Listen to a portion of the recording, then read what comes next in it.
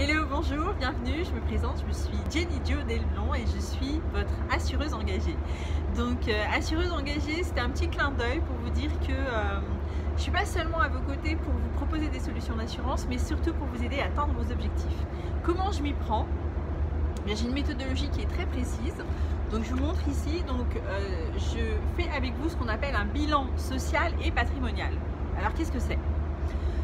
En fait, vous ne m'avez pas attendu, vous avez déjà des contrats d'assurance, vous avez déjà de l'épargne, vous avez mis en place des choses, ou peut-être pas. En tout cas, quoi qu'il arrive, quelle que soit votre situation professionnelle et personnelle, je vais m'assurer qu'il y a un certain nombre d'éléments qui sont bien en place. Et donc pour ça, je vous dis, c'est une méthodologie qui est très précise. Okay, parce que je me suis aperçue que dans beaucoup de cas, justement, les personnes ont des contrats d'assurance, mais ne savent pas pourquoi elles sont couvertes. Souvent, elles ne savent pas combien elles payent, ne connaissent pas le montant des garanties. Et l'assurance, c'est quelque chose de très précis. Il y a un début de garantie, il y a éventuellement une fin de garantie, il y a un montant de garantie et il y a des bénéficiaires. Et tout ça pour un certain prix. Donc l'idée, mon travail, c'est de vous aider à y voir clair. Donc je vous rassure, bonne nouvelle, que vous ayez ou pas besoin de moi, vous pouvez bénéficier du bilan. Ça veut dire quoi? Ça veut dire que je ne suis pas forcément à la recherche de personnes qui ont besoin d'assurance, parce que ça, c'est pas comme, je sais pas, une baguette de pain ou je sais pas, une brique de lait. Tout le monde a besoin de manger tous les jours. En revanche, le besoin concernant l'assurance, il n'est pas forcément évident. Il n'apparaît pas forcément de manière claire dans votre univers. Donc c'est pour ça qu'on va devoir découvrir est-ce que oui ou non vous avez besoin de faire attention à certaines zones. Donc voilà, donc ce bilan, comment il se présente? Donc il y a plusieurs parties. Donc bien sûr, il y a la première partie classique, votre situation personnelle, votre identité, votre situation matrimoniale, c'est super important. Statut matrimonial ou pas, c'est-à-dire que vous soyez marié, pacsé ou en vie maritale, ça, à chaque fois, ça a une incidence sur la constitution de votre patrimoine, sur aussi sur vos garanties. Donc c'est super important d'avoir cet élément et que vous compreniez pourquoi parfois c'est bien de faire certaines stratégies, notamment quand on est pacsé. Il y a des dispositions à prendre pour protéger les partenaires pacsés. Donc si vous voulez qu'on en parle, vous m'appelez. Donc une fois que j'ai vu ça, donc on va rentrer dans le vif du sujet. Donc bien sûr, on va voir la composition familiale, s'il y a des enfants. C'est intéressant parce que quand il y a des familles recomposées aussi, ça joue sur la fiscalité, ça joue sur l'organisation aussi peut-être de la famille, enfin l'organisation des dépenses. Donc tout ça, ce sont des détails que nous allons voir ensemble. Ensuite, nous allons voir, donc là on va rentrer dans la partie, le cœur du moteur qui est de comprendre et de connaître vos garanties. Alors là, je vous assure que c'est coton. Parce que même moi qui suis assureur, quand des fois je vois les contrats, comment c'est rédigé en pourcentage du salaire de base ou du salaire net, c'est compliqué. Donc j'imagine que pour vous, ok, vous savez que vous avez une garantie, mais vous ne savez pas forcément quel en est le montant. Donc c'est important de regarder ça. Et aussi c'est l'occasion de vous assurer que les contrats ils sont toujours d'actualité. Est-ce que les montants sont bons? Qui sont les bénéficiaires?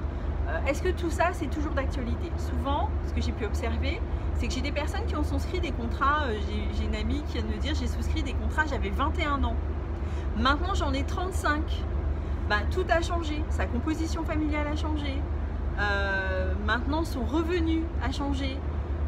Et en fait, en analysant sa situation, nous nous sommes rendus compte que les contrats qui étaient excellents au moment où il les a souscrits, aujourd'hui, sont plus du tout d'actualité. Et qu'il faut corriger, il faut rajouter, ajuster des montants, etc. Donc c'est vraiment, ce que j'aime dans mon métier, c'est que c'est du sur-mesure. Je ne suis pas en train de je sors un contrat et puis vous signez. On regarde tous les aspects de votre vie, de votre famille, vos projets, vos objectifs. Et c'est avec tout ça, donc c'est pas, ça fait beaucoup d'informations. Donc moi après il me faut du temps pour analyser ça. Et voilà, et ensuite je reviens vers vous pour vous présenter un programme de solutions. Donc voilà, donc on va voir vos garanties. Donc là, mon cœur de métier c'est la prévoyance. Donc on va voir tout ce qui est décès, arrêt de travail, invalidité, pension, pension pour les conjoints, pension pour les enfants, les rentes éducation, la mutuelle. Donc je regarde ce qu'il y a en place. Donc c'est déterminant pour les indépendants. Ça peut être aussi déterminant pour les salariés parce que aujourd'hui on ne reste pas forcément toute sa vie dans la même entreprise. Donc Ça veut dire quoi? Que vous passez d'entreprise en entreprise et qu'à chaque fois, vous souscrivez une entreprise et vous partez, vous ne l'avez plus. Vous souscrivez une nouvelle garantie, vous partez, vous ne l'avez plus. Donc ça veut dire qu'il n'y a pas de continuité dans vos garanties. Donc parfois, en fonction de votre composition patrimoniale, en fonction de votre âge, en fonction de votre métier, ça peut valoir le coup d'avoir une garantie personnelle qui va durer dans le temps et il ne va pas y avoir d'interruption, ce qui fait que vous êtes sûr d'être bien garanti, peut-être entre deux périodes de recherche d'emploi ou parce que vous souhaitez absolument garantir certaines choses pour un certain montant et protéger votre famille. Donc en fait, c'est beaucoup plus complexe que ça en a l'air. C'est pas juste un contrat, un montant. Non, c'est qu'est-ce qui se passe dans la famille, quels sont vos objectifs, qu'est-ce que vous voulez couvrir, pourquoi vous voulez le couvrir. Donc c'est super important de toujours avoir à l'esprit que vos garanties, elles doivent évoluer dans le temps. Parfois à la hausse, mais aussi à la baisse. Ben, si on n'a plus les enfants à charge, on peut très bien dire les enfants sont installés, etc. Il n'y a plus nécessité de payer la rente éducation, puisque la rente éducation, elle va servir aux enfants jusqu'à l'âge de 26 ans. Donc ben, si on n'a plus, les enfants ont passé cet âge-là, on peut arrêter la rente éducation et la transformer éventuellement en un autre type de garantie. Donc c'est pour ça que c'est intéressant de vous accompagner tout au long de la vie. C'est pas une fois, one shot, on signe un contrat et puis on le met dans un coin, souvent on ne sait même plus où il est, donc c'est pas ça, ok? Donc une fois qu'on a vu vos garanties, là maintenant, donc on va voir vos garanties donc, professionnelles. Ensuite, on regarde vos garanties personnelles, ce que vous avez souscrit en plus éventuellement pour garantir certains autres aspects de la vie. On va bien sûr regarder la fiscalité, parce que c'est important. N'oubliez pas, là on est avant la fin de l'année, enfin, toujours avant le 31 décembre, qu'est-ce que vous pouvez éventuellement optimiser en termes de fiscalité pour financer vous-même votre retraite, c'est-à-dire qu'au lieu de payer, donner cet argent aux impôts, vous avez la possibilité de le mettre sur un plan d'épargne retraite, un PER, et ensuite l'année d'après c'est déduit de vos impôts. Vous avez une déduction d'impôt. Donc tout ça c'est intéressant parce que comme je vous le dis, tout ça c'est des choses que vous pouvez faire et optimiser tout au long de l'année. Ensuite, la dernière partie, enfin une autre partie, un autre volet important, on va regarder le patrimoine immobilier. Est-ce que vous êtes locataire, propriétaire, est-ce que vous avez des biens, par exemple la résidence principale, des biens que vous louez, ou est-ce que vous avez aussi des projets dans ce domaine? Est-ce que vous avez éventuellement des placements fonciers, c'est-à-dire des terrains qui vous rapportent? Donc voilà. Et ensuite, nous allons voir tout ce qui est liquidité. Les comptes courants, les livrets, les comptes titres, est-ce que vous avez des actions, des obligations, plan d'épargne en actions, enfin, vous voyez, on va aussi regarder les assurances vie, tout ce qui est en place. Si vous avez plan d'épargne entreprise, enfin, vraiment, on va vraiment dans tous les petits recoins. On regarde tout ce qu'il y a à regarder. Donc voilà, ça c'est vraiment la partie regardez ce que vous avez. Donc ça c'est un point important.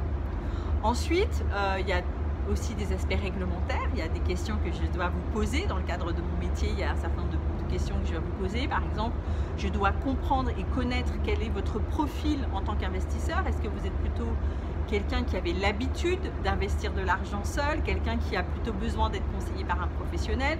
Donc ça, il y a vraiment des questions fixées par la loi, enfin par la réglementation, par le législateur, voilà, qui doivent obligatoirement être posées, de manière, par exemple, si je vous fais une proposition concernant la retraite, de m'assurer que la façon dont je vais placer votre argent correspond à votre compréhension et à votre vision de comment ça devrait être fait.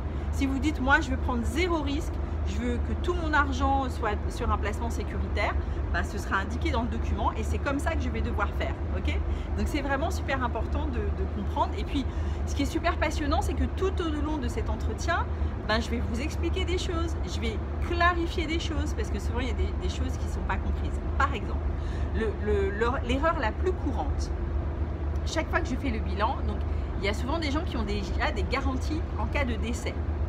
Donc, on appelle ça capital obsèque. Okay, mais ça peut être au-delà, c'est-à-dire on peut avoir quelque chose qui est spécifiquement pour les obsèques ou de l'argent qui est laissé à nos bénéficiaires d'une manière très large pour leur permettre de se retourner, okay, de payer les frais d'obsèques, mais éventuellement le reste, les frais de succession, de pouvoir pallier par exemple à des frais de déménagement, enfin des choses comme ça. Donc, ce qui se passe, c'est que le travail qui est le mien, c'est de m'assurer que, le montant de votre capital obsèque correspond vraiment à ce que vous avez dans la tête. Deuxième chose qui est également importante, c'est de bien savoir jusqu'à quand vous êtes assuré. Parce qu'il y a deux types de capitaux décès. Il y a ce qu'on appelle les capitaux temporaires. Donc comme son nom l'indique, c'est pendant une durée donnée. Et à un moment donné, ça va s'arrêter. Donc on peut imaginer par exemple un capital temporaire en tant que chef d'entreprise. Vous dites, pendant toute ma durée d'activité professionnelle, je veux qu'il y ait un capital, par exemple, pour couvrir la transmission de mon entreprise ou la vente de mon entreprise ou mes frais d'avocat. Si jamais il m'arrive quelque chose, je veux que mes bénéficiaires, mes héritiers, tout soit payé et qu'il n'ait rien à faire, ou qui va couvrir carrément, pourquoi pas, le montant ou la valorisation de l'entreprise. Donc ça, ce sera un capital, ce qu'on appelle décès temporaire. Et puis il y a l'autre capital décès qui est, ça c'est pas une surprise, quoi qu'il arrive, nous devons partir un jour, mais nous ne connaissons pas la date. Donc pour cette partie frais d'obsèques, on va donc avoir un capital vie entière. Ça veut dire que, ou vie âgée, c'est la même chose, ce sont des synonymes, vie entière ou vie âgée. Donc vie entière ou vie âgée, ça veut dire que quelle que soit la date à laquelle je partirai, mes héritiers vont recevoir, ou mes ayants droit, c'est pas forcément mes héritiers, ça peut être quelqu'un de ma famille ou un ami, peu importe, ou une entreprise de pompes funèbres aussi. Donc elle va bénéficier de ce capital. Donc vous voyez l'importance de bien savoir comment vous êtes garanti. Et la dernière fois, j'ai fait un bilan. Donc effectivement, j'avais quelqu'un qui, c'était super, il avait des garanties en cas de décès, sauf que il n'avait jamais vu que ces garanties s'arrêtaient à 70 ans. Et en fait, c'est pas ce qu'il voulait. Lui, il voulait couvrir sa famille, quelle que soit la date de son décès. Donc vous voyez bien que il faut pouvoir rentrer dans le détail du détail pour vraiment vous assurer, ok, à 100%, je sais ce que j'ai, je sais ce que ça couvre, je sais quand ça s'arrête ou si ça ne s'arrête pas, etc. Donc c'est vraiment ça mon métier. C'est de vous aider à y voir clair, à mettre de la lumière dans tous vos contrats, assurance, prévoyance et aussi dans votre épargne. En fonction de vos objectifs, de choisir le meilleur type d'épargne. Est-ce que c'est plutôt une épargne sur du long terme pour de la retraite? Est-ce que c'est de l'épargne court terme, par exemple pour financer un projet immobilier? Donc on peut voir tout ça ensemble. Donc une fois que j'ai pris toutes ces informations, garanties, votre profil d'investisseur, et aussi on va déterminer vos objectifs prioritaires. Là, c'est là la partie, on va dire, ma partie spécifique, où là je vais regarder avec vous, on va faire une projection de ce à quoi vous vous attendez, vous, c'est-à-dire qu'on met de côté tout ce qu'on a vu, les garanties qui existent. Là, on réfléchit, moi, dans le futur, s'il m'arrive quelque chose, voilà ce dont j'ai besoin. Vous voyez la nuance? J'ai des garanties, ça c'est dans la pierre, c'est signé, c'est acté. Ok. Mais parfois, il y a une différence entre ce que vous avez souscrit et ce que vous imaginez ou ce dont vous avez vraiment besoin. Ok? D'où l'importance de ce bilan. Parce que quand on va rapprocher les deux, soit ça match, j'ai bien pris des garanties à la hauteur de ce dont j'ai besoin ou de ce que j'imagine que devrait être la situation en cas de pépin, ou soit je suis au-dessus, c'est-à-dire je suis hyper prévoyant, j'ai tout blindé, tout verrouillé et j'ai exactement ce qu'il faut, j'ai même plus. Ça c'est génial, bravo si c'est votre cas et on va vérifier ça ensemble. Mais en fait dans beaucoup de cas les garanties elles sont inférieures à vos besoins, c'est-à-dire que vos besoins c'est ça et vos garanties c'est ça, et ça pose un problème. Parce que je dis toujours que ça fait la double peine, c'est-à-dire que 1, vous avez un pépin et 2, vous n'avez pas les garanties qui vont avec et ça occasionne des problèmes personnels, financiers, du stress, de l'inconfort, voire des dettes. C'est-à-dire que moi j'ai des amis qui se sont endettés pour payer les frais d'obsèques de leurs parents. Parce qu'ils n'avaient pas le choix, c'est une obligation. Vous avez quelqu'un dans votre famille, en fonction du lien, vous devez faire face aux frais. De la même manière que vous allez devoir faire face aux frais de prendre en charge vos parents quand ils seront âgés. Donc est-ce que c'est pas plus intéressant de payer une assurance dépendance à leur bénéfice? Enfin, Donc l'idée c'est qu'on regarde tout ça. Je sais que parfois c'est pas évident, je sais que ça m'est arrivé d'être dans des situations où il y a des personnes qui étaient vraiment gênées, vraiment mal à l'aise, vraiment embêtées de ce qu'on regardait. Mais je me dis c'est quand même toujours moins désagréable, me semble-t-il, de le regarder quand il n'y a pas d'obligation, il n'y a pas de stress, plutôt que d'être forcé de trouver une situation à l'arrache quand on a vraiment un problème dans ce domaine. Donc voilà pourquoi je vous propose vraiment sans obligation, il n'y a pas d'obligation de votre part de dire ok, je suis obligée de signer pour la vie entière avec Jenny, c'est pas ça l'objectif. L'objectif c'est que vous compreniez la démarche, que ça rentre dans votre culture en tant qu'entrepreneur ou en tant que personne qui veut créer du patrimoine, ça doit rentrer dans votre culture de dire ok, chaque année je dois faire un bilan. Et Jenny, voilà, d'année en année, elle va connaître ma situation, elle va pouvoir me conseiller, elle va pouvoir m'orienter, elle va pouvoir m'appeler peut-être quand il y a une opportunité ou quelque chose qui correspond vraiment à ma situation. Donc c'est ça qu'on va construire ensemble. Construire une relation de confiance, construire aussi une relation où vous allez commencer à vous former, à vous éduquer dans un domaine qui est primordial, c'est votre vie. Et je vous assure que moi, quand ça m'est arrivé, le pépin, de me retrouver dans un lit d'hôpital sans aucune garantie, je peux vous dire que là, waouh, j'ai vraiment... en fait, j'ai pas eu peur pour moi, j'ai vraiment eu peur pour mes enfants. Je me suis dit, waouh, si je pars maintenant, s'il m'arrive un truc, là, j'ai rien, quoi. Je les laisse dans une situation, je leur refile le problème. Donc, c'est une façon de voir. Il y a des gens pour qui sont OK avec ça. Bon, écoutez, après moi, le déluge, quand je serai plus là, mes ayants droit se débrouillent. OK, je sais pas si c'est une attitude vraiment responsable. Je pense que si on crée des situations, si on crée des dettes en devenant entrepreneur et tout ça, on devrait pouvoir avoir un moyen de les solder, de dire ok, si je suis plus là demain, mes comptes ils sont à zéro, l'entreprise on peut la fermer parce qu'il y a un capital pour payer les loyers, pour payer les charges, pour payer l'avocat, pour payer l'expert comptable. Vous voyez, c'est un peu ça l'idée. Et puis je me dis aussi, comment dirais-je, moi ce que j'ai pu observer aussi, je parle aux gens de la communauté, aux afrodescendants, il faut vraiment qu'on mette ce point-là au clair. Il faut vraiment qu'on augmente notre responsabilité là-dessus. Si on veut construire dans l'entreprise du patrimoine, investir, on doit aussi protéger nos investissements, notre patrimoine et surtout, avant toute chose, protéger nos proches. Parce que je dis toujours, on peut remplacer une maison, on peut remplacer une voiture, on peut remplacer un téléphone. Pourtant, tout ça, on est obligé de les assurer. Mais on ne pourra jamais remplacer un bras, un œil, un être cher. C'est pas de la démagogie, quoi. C'est la vérité. Et c'est ok, c'est parce qu'on veut pas regarder ce sujet. C'est pas intéressant, c'est pas drôle, c'est pas glamour, c'est pas ok. Mais c'est quand même un sujet. Et ce que je peux remarquer, c'est que les personnes les plus fortunées, elles ont des assurances, elles ont des personnes qui les conseillent, elles ont des fiscalistes, des notaires, des ingénieurs patrimoniaux. Enfin, vous voyez, ça va loin, quoi. C'est de l'ingénierie, c'est pas seulement du conseil, c'est pas de la gestion patrimoniale, c'est de l'ingénierie. C'est qu'à un moment donné, ça devient technique. Il y a de la fiscalité, il y a de la finance, il y a du droit de succession, etc. Et donc moi, ce que j'aimerais, c'est que vous soyez responsables et qu'ensemble nous soyons responsables.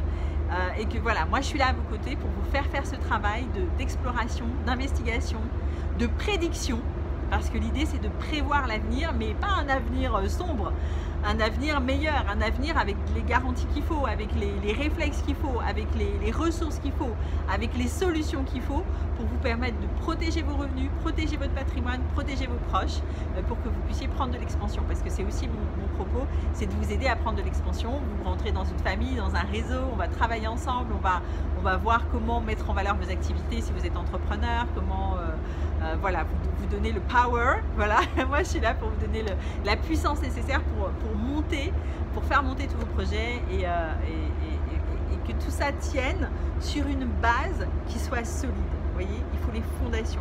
Avant d'investir, il faut des fondations. Avant de construire une maison, il faut une fondation. Ces fondations, c'est ça, c'est la prévoyance.